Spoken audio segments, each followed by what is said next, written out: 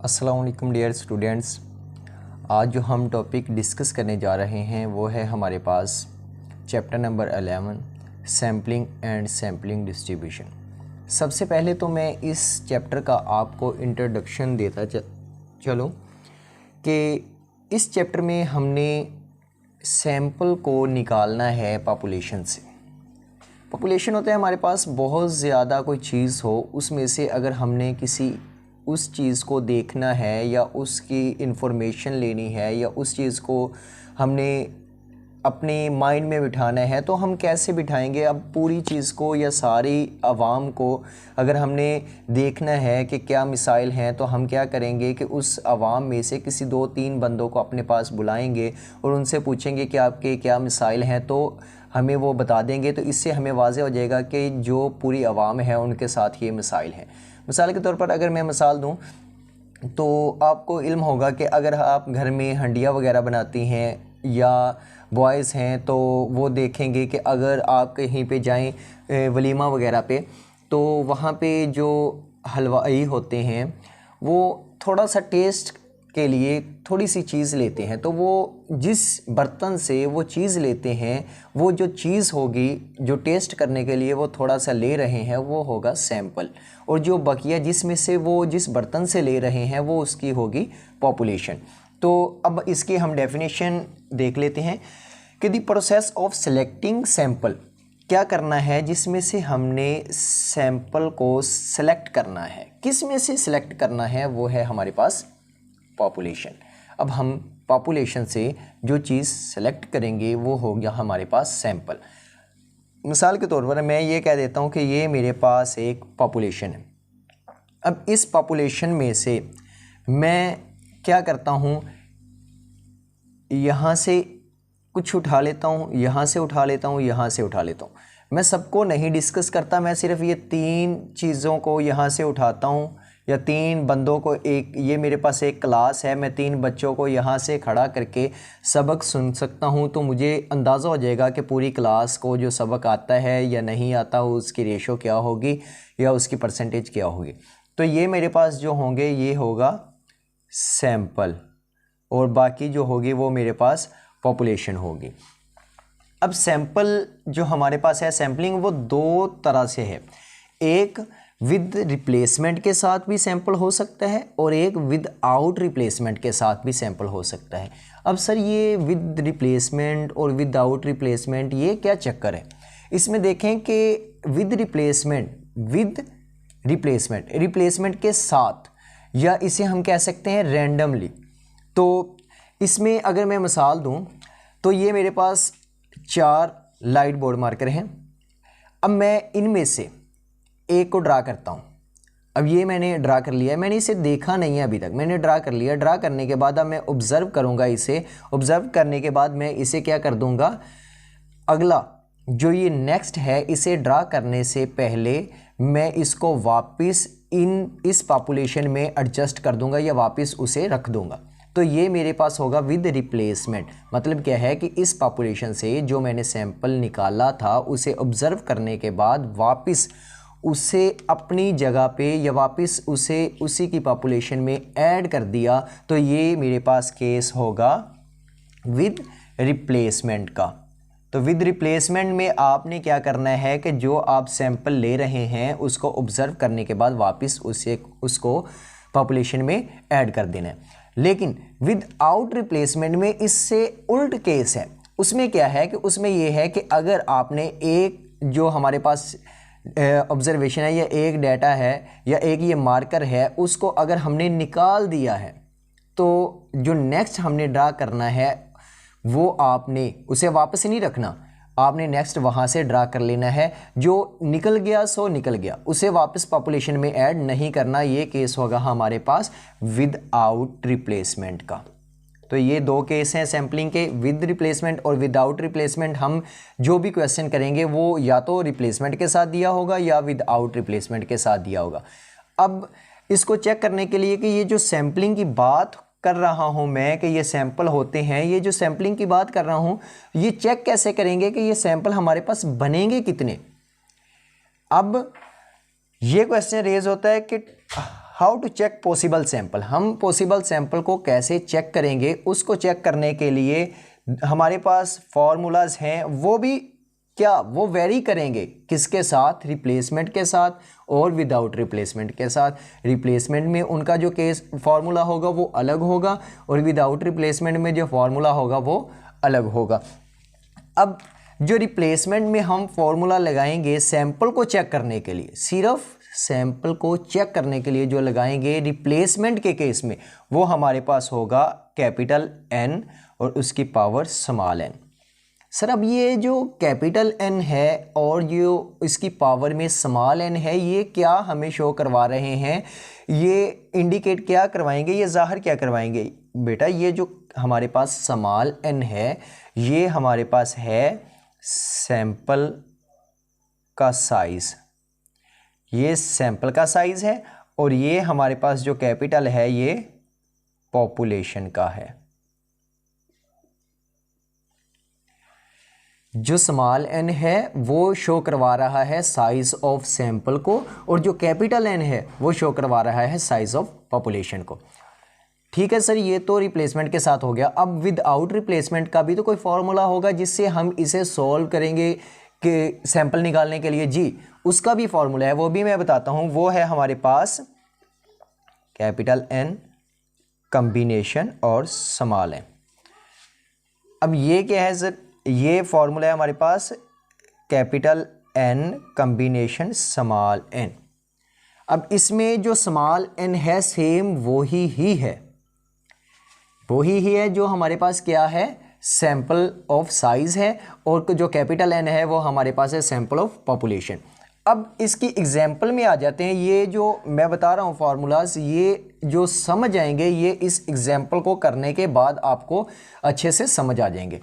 चलते हैं एग्जांपल की तरफ। तो एग्जांपल में मैंने डाटा लिया हुआ है 2, 4, 6 और 8। ये जो मैंने डाटा लिया हुआ है ये मेरे पास है जी पॉपुलेशन। अब इस पॉपुलेशन में से उन्होंने आगे, अगर मिसाल के तौर पर मैंने ये अपनी तरफ से एज्यूम किया है कि जो मैं ले रहा हूँ उसका सैंपल साइज़ जो है वो 2 होना चाहिए। ये तो मेरे पास है पॉपुलेशन। पॉपुलेशन क्या है, कैपिटल N से इसे शो करवाएंगे, इस पॉपुलेशन को कैपिटल N से शो करवाएंगे, और जो ये साइज़ ऑफ सैंपल है इसे हम शो करवाएंगे किससे, स्मॉल n से। अब अच्छा सर, ये भी हो गया कि हमने पॉपुलेशन से सैंपल निकाल लिया, सैंपल का साइज़ 2 है। अब हम इसकी जो सैम्पलिंग करेंगे वो करेंगे कैसे, उसके भी 2 ही केस हैं। अब इस चैप्टर में हम जो भी पढ़ेंगे इसके सिर्फ 2 ही केस होंगे, या वो रिप्लेसमेंट के साथ होगा या विदाउट रिप्लेसमेंट के साथ होगा।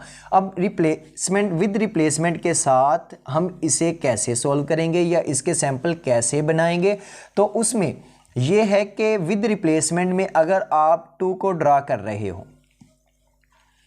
आपने 2 को ड्रा कर लिया है, मतलब मैंने बताया था ना यहाँ पे, अगर आपने जिस चीज़ को ड्रा करना है उसे वापस उसकी जगह पे भी रखना है। अब एक तो इसका ये सैंपल बनता है क्योंकि उसने बोला है कि सैंपल साइज़ हमारे पास है जो वो 2 होना चाहिए, तो यहाँ पे सैंपल साइज़ बिल्कुल हम 2 से ही बनाएंगे। लेकिन अब देखें 2 हमने सेलेक्ट कर लिया, उसके आगे 4, 6, 8, आप एक दफ़ा 2 को 2 के साथ बनाएंगे क्योंकि रिप्लेसमेंट है ना, एक दफ़ा 2 को निकाला है, हो सकता है दोबारा 2 आ जाए।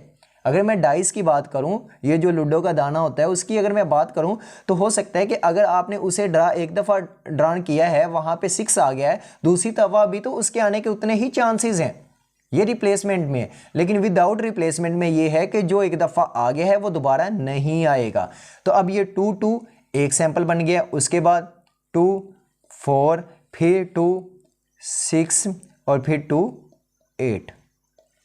अब ये 2 के हमारे पास सैंपल कंप्लीट हो गए हैं। देखें 2, 2, 2, 4, 2, 6 और 2, 8। इसी तरह अब हमने किस पे आ जाना है, 4 पे आ जाना है। अब 4, 2, 4 का 2 के साथ भी बन सकता है एक सैंपल, फिर 4 का 4 के साथ भी हो सकता है कि पहले ड्रा करें, 4 आए, फिर 2 आए, फिर 4 आए, फिर 4 आए, फिर 4 आए और 6 आ जाए।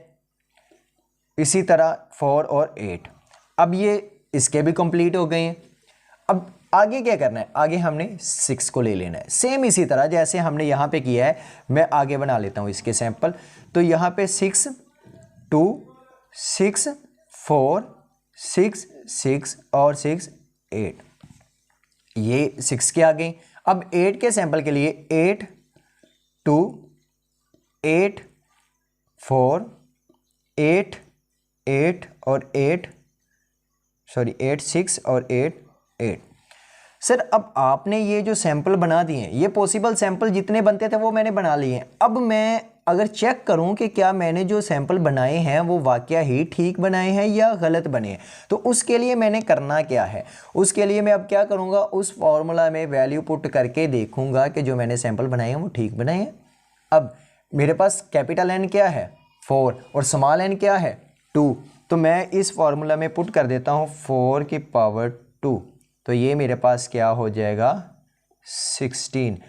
अब मैं यहाँ पे काउंट कर लेता हूँ, यहाँ पे मेरे पास पॉसिबल जो सैंपल बने हैं वो 16 है। मैं काउंट कर लेता हूँ 1 2 3 4 5 6 7 8 और 8 9 10 11 12 13 14 15 एंड 16।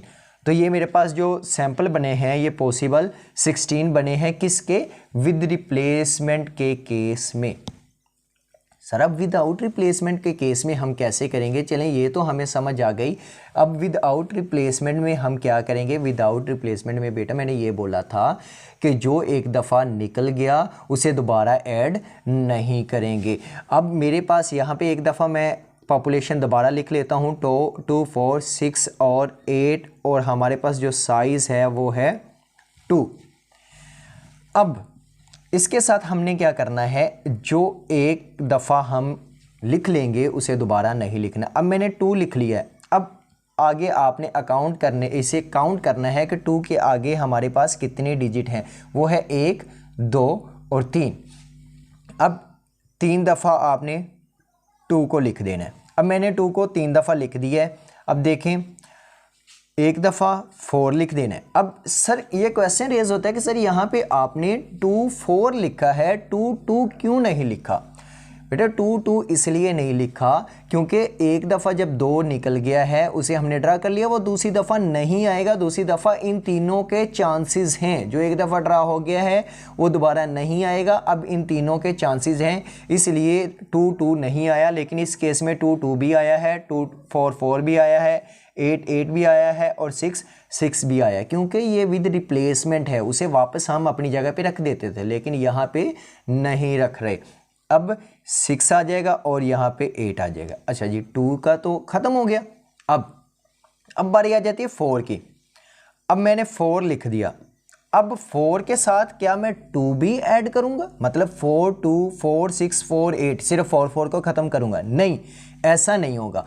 अब आपने करना क्या है, अब आपने सिर्फ ये आगे वाले 4 से आगे वाले 2 काउंट करने हैं। काउंट किए 2 हैं, सिर्फ आपने 4 को कितनी दफ़ा लिख लेना है, 2 दफ़ा लिख लेना है। अब 4 4 भी नहीं आ सकता, 4 2 भी नहीं आ सकता, क्योंकि 2 4 हम ऑलरेडी कर चुके हैं, तो वो नहीं आएगा। अब 4 के साथ कितना होगा, 6 और 8। लें जी ये भी हो गए। अब पीछे क्या बच गया, पीछे अब बारी आ गई है 6 की, तो 6 लिख दूंगा। 6 के आगे काउंट करें कितने डिजिट हैं, सिर्फ 1 डिजिट है, तो मैं सिर्फ एक दफ़ा 6 को लिखूंगा और वो जो डिजिट है उसे लिख दूंगा। अब 8 की बारी आ जाती, 8 के आगे तो सर कोई भी नहीं है। तो जी बस यहाँ तक ही इसके पॉसिबल सैंपल बनते हैं विदाउट रिप्लेसमेंट में। चलें सर ये तो आपने बात कर दी कि यहाँ तक बनते हैं, अब हमें चेक करके दिखाएं। मैंने इसका फॉर्मूला आपको बताया था, विदाउट रिप्लेसमेंट के केस में capital N combination small n। अब कैपिटल N में आपने वैल्यू पुट करनी है उसके पॉपुलेशन की, जो क्या है 4, यहाँ पे 4। कॉम्बिनेशन कैलकुलेटर पकड़ें, सारे कॉम्बिनेशन लगाएं, पहले 4 लिखें फिर कॉम्बिनेशन लगाएं, और ये जो n है ये हमारे पास sample size of sample, size of जो सैंपल है हमारे पास वो है 2।